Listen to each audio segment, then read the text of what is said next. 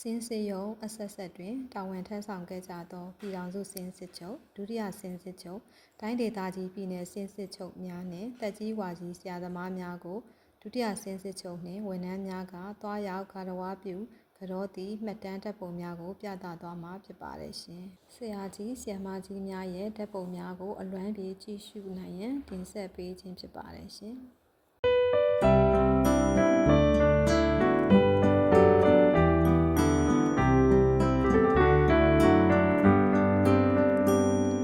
လူရဲ့လို့ဖြစ်လာချိန်မှာလမ်းပြ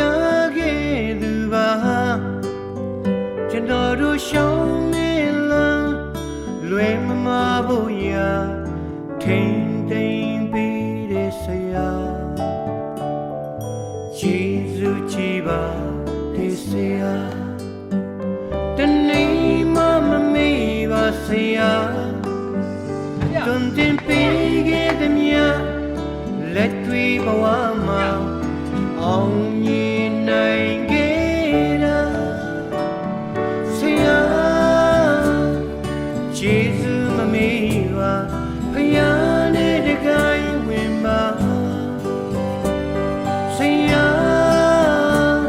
အမရှိခဲ့ရင်ခွင်လို့ပေးခဲ့ပါ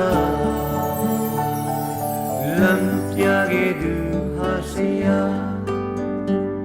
တပည့်တော်မမေ့ပါဆရာထာဝစဉ်ချစ်တဲ့ဆရာ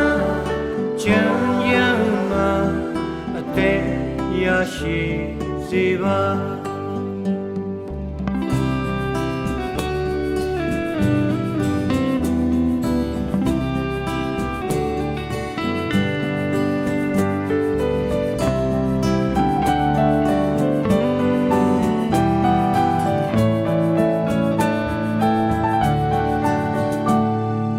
ကျေးဇူးကြီးပါ